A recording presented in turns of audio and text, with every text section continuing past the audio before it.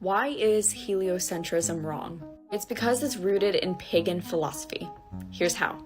The belief system of heliocentrism started within the ideas of Pythagorean philosophy. They believed in reincarnation, numerology, and other mystery traditions. The Pythagoreans lived as monks, basically religious hermits. One of their most famous cenobitic institutions was called the Platonic Academy, and there on the grounds was documented to have a sacred grove dedicated to the goddess Athena called Academos. Pythagoreans believed that the earth revolved around a central fire, and they called this central fire the Watchtower of Zeus. And in some translations, they called it the Prison of Zeus. So why is it the idea that sun worship is normalized today? Why is it that the church has allowed this philosophy to infiltrate? It's because heliocentrism is one of the easiest ways to unknowingly worship Satan. Because let's just face it, the earth is not spinning around the sun at 66,600 miles per hour. Because that's what science will tell you today. But the Bible says something exactly opposite. If you ask somebody why they believe the earth is a ball, you usually get multiple responses, typically around 3 mainstream responses from somebody that's not educated on the current topics. The number one being photos, usually.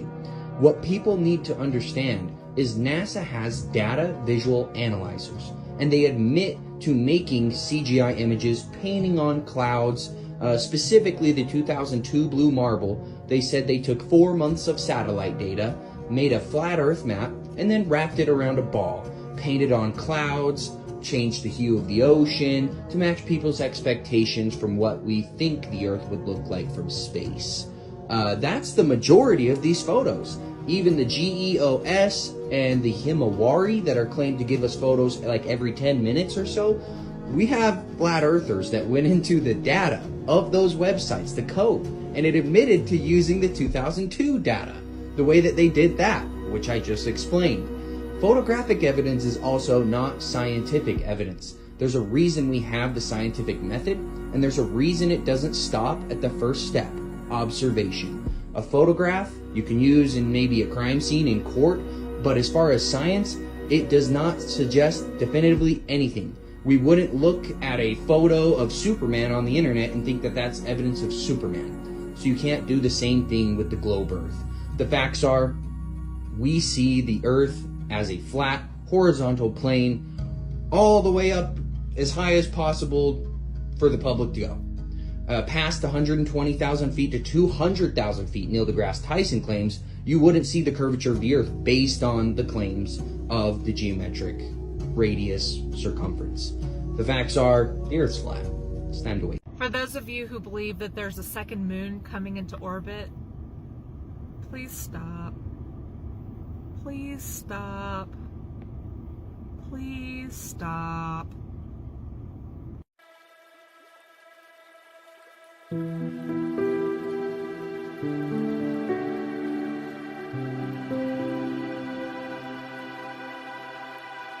That a lot more people would be open to an alternative cosmology being a flat Earth if they understood more about the current model. To start with, they admit that they're off by a factor of 10 to the 120th power. That's 10 with 120 zeros after it. It's the biggest discrepancy in science in all of history, and it's the current heliocentric model, or the globe Earth model that people believe in. The facts are, objective reality does not suggest that we live on a ball with a circumference and radius that they have claimed. And, in fact, there's no evidence for it. All of the previous evidence that is supposed to suggest that we live on a globe Earth is literally, most of the time, just a reification fallacy with math, essentially. The facts are, we see large bodies of water, they're always level at the surface. Why do we assume anything different about the oceans? We have radio wave and microwave transmissions that require direct line of sight. Microwave specifically. Radio wave transmissions, they claim, bounce off the ionosphere, which there's no evidence for. But if we shoot a microwave transmission that we know requires direct line of sight past the radius claimed by the globe Earth, that is flat Earth evidence. They always claim we have no evidence. Objective reality suggests that we are on a flat stationary plane. If you go out and you do not ignore your senses and you look at the Earth and you try to deduce it through your vision, perspective, and senses, you will come to the conclusion that the Earth's flat. There's absolutely nothing, including bottom-up disappearance, that suggests that we're on a ball. We have inferior mirages, as well as angular resolution we have proved on the small scale to be able to cause bottom-up obstruction. There's absolutely nothing to suggest that we live on a Oh, yes. It's hard to believe this is real. Come on, you silly reptilian. You always say it best. We know it's not real. Yours flat. Get used to it. Just in case you forgot, east to west circumnavigation has been done millions of times, but north to south circumnavigation has been done 0 times. This flight from Taiwan to Los Angeles, an emergency happened along the way and needed to land the plane as quickly as possible. Why in the world would they land all the way up in Alaska if we live on a supposed globe? Hawaii is just right there. Oh, I get it now. The flight from Taiwan to Los Angeles, Alaska is along the way.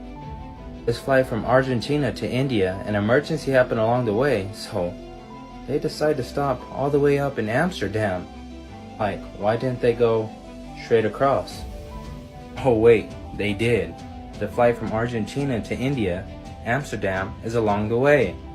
This flight from Auckland to Peru, an emergency happened along the way, so they stopped all the way up in Los Angeles, passing the equator. Like, why would you pass the equator when you could have just flew straight across? Ah, makes sense. The flight from Auckland to Peru, Los Angeles, is along the way. Is that why in their flight dynamic summary, assume a flat, non-rotating Earth? Guys, I could do this all day long. Flight paths, in and of themselves, prove that the Earth is flat and stationary.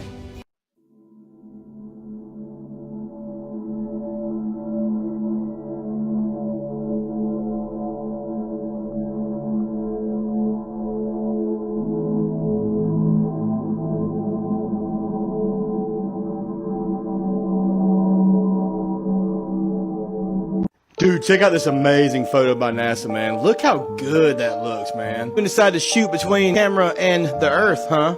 Too bad they ain't have a P1000. And here's another one, man. You know, and y'all wonder why people think that we never went to the moon. I'm not saying we never went, but you wonder why. I mean, it's just images like this right here, man. Wait, is the moon flat? Huh. Now here's a screenshot of a video I just took. Y'all take a look at this right here, man. Look at why is that plane flying in those loop-de-loop patterns like that? Why would it be doing that? Seriously, why? And then they even take care of themselves up there, it looks like. What is he doing? Huh. Then there's this guy right here. Good buddy of mine, actually, man. I really think anyway, I can't. Look at this amazing shot as it was dropping down. Then you got things like this right here, man. I mean, look. That thing really went through it. Apparently this one right here was Buzz that took the picture of Neil, allegedly, is what I heard. But then they said it was the first. I don't know, man. What do y'all think?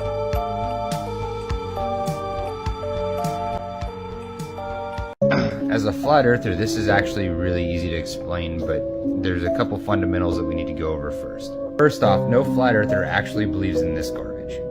This is absolutely absurd. Instead, we believe the stars are in the firmament, or the dome, represented by this glass bowl. We'll call this Polaris, the North Star, which has never moved. Call this the Southern Cross. As this rotates around a flat, stationary Earth, you can only see it in the southern hemisphere. It makes perfect sense on the flat Earth. Science, it can't just be bought like an item from the shop, can it? I mean, you can't just go online and place an order for science, can you? The highest bidder can't just buy science, can they? So, could somebody please tell me what this lady is talking about here? We partnered with Google, for example. If you Google climate change, you will, at the top of your search, you will get all kinds of UN resources. We started this partnership when we were shocked to see that when we Googled climate change, we were getting incredibly distorted information right at the top. So we're becoming much more proactive. We own the science, and we think that the world should know it, and the platforms themselves also do. We own the science, and we think that the world, should. We own the science and we think the world should know. Wow. Okay, so if these guys own the science, then I would like you guys to come and watch this next video with me. Is perfectly healthy. Put him in a vat of water and he finds his way to safety every time. 5.2. Now, look at this guy. What he's been eating is the equivalent of a North American diet, complete with all the fats and sugars we regularly consume. He doesn't know where to go. His brain has been damaged. These rats were totally normal, and then they turned into demented animals. They don't remember their learning after even a day.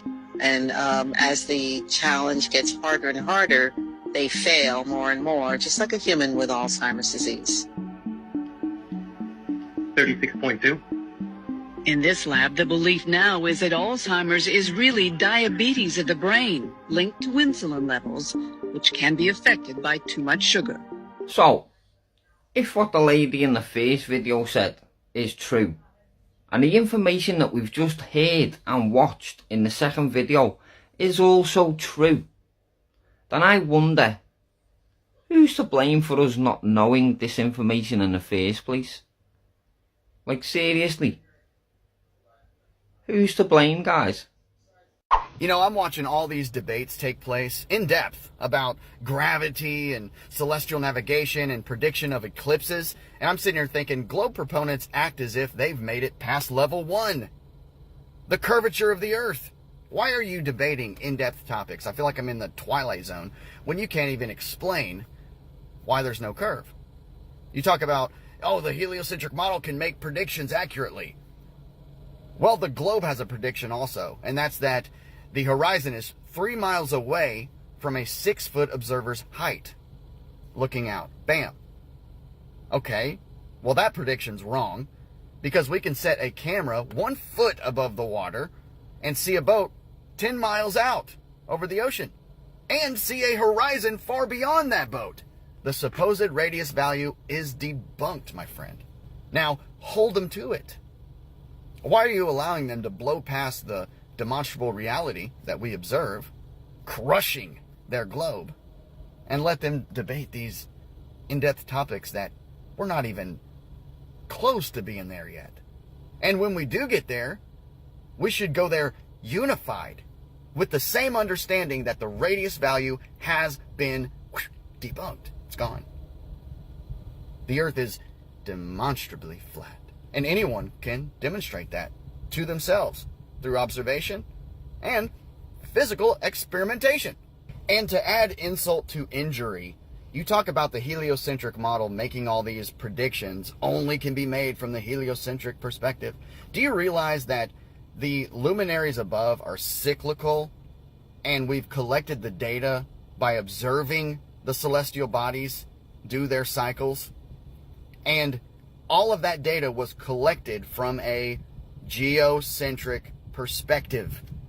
We observed these from the ground, geocentrically, meaning here we are on the Earth watching things move around us, and we collected that data, and now we have what you all call the heliocentric model, when it was just mathematically created from a geocentric reference point, the data. Wild, huh? Hi guys, so many things are right smack in front of our face and we just don't clue in. And I was just struck today as I was watching a video about astronauts and it just struck me, right? Astronaut. Like, they're not in the astral realm. That's some mathematics right there. All right, you want some math? I'll give you some math. I'll give you some undoubtable trigonometry that proves Earth is flat once and for all. It's a simple equation, 8 inches per mile squared. Now what that means is for every mile squared, there's 8 inches of curvature, 8 inches of drop that should be below the horizon that you can't see, okay? So therefore, if you're trying to look at something over 50 miles away, there should be over 1,400 feet of drop, of curvature. It should be 1,400 feet below the horizon. You should not be able to see none of that. So the biggest argument from globe earthers is that as a ship's sailing away on the horizon, you should slowly see it going below the horizon, getting out of view, right? Well, I'm going to disprove that right now. First of all, there's plenty of footage out there of people taking pictures on a P90 camera that can zoom hella far of ships way off and past 50 miles away that you can still see sitting above the water. It's not below the horizon at all. But I'm going to show you something. All right, take a look at this photo right here. That right there is the Chicago skyline. And this picture is taken from the Indiana sand dunes. That's about 50 miles away. You see all those buildings? All right, now let's take a look at this. The tallest building in Chicago is 1,451 feet, okay? 1,451 feet. Now right here is a Earth curvature calculator, according to you guys. This is what you guys say. All right, so 50 miles away, average person 6 foot tall, obscured object part, 1,473 feet. Do you understand what that means? What that means is from a distance of 50 miles away, there should be over 1,400 feet of drop, of curvature. None of those buildings should be visible. The tallest one was 1,400 feet. It should be all the way completely below eye level, dropped on the curve of the curved Earth, not visible. But yet, as you can clearly see here, you can see all the buildings, the tallest ones and the shortest ones. There's no curvature drop. Flat Earth is real, bro. Now, how's that for your mathematics? There is nothing you can say to combat that, okay? I just proved flat Earth. So what makes the Chinese spacewalk so much different from all the other spacewalks we've seen? I would say that something is really odd about this curving horizon. Now, there's one scene where it appears to be curved, but the rest, all I see is flat plains. But of course, that's an optical illusion that I placed on this video with my flat earth magic spells. But just take a look at that, brother. Now, you could keep believing that we live on a giant spinning ball in outer space, or you could open your eyes to the limitless possibilities of what this realm actually is. Now, here's further proof that we went to the moon. A CGI video of a drone landing on the moon and then collecting dirt and then coming back to Earth. And for some reason, collecting dirt on the moon somehow helped humanity so much in 2020. Now, this is worth our money, in my opinion. But of course, guys, I made everything up. I edited all of these videos, and this is satire only. It came in the mail, and y'all are opening it with me. Ooh. Smell it. Woo!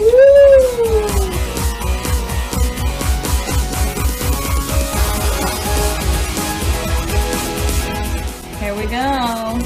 The Flat Earth map dates back over 1,000 years. This map is credited to being created by a Persian astronomer. His name was Al-Biruni, and he lived between 973 AD to 1048 AD.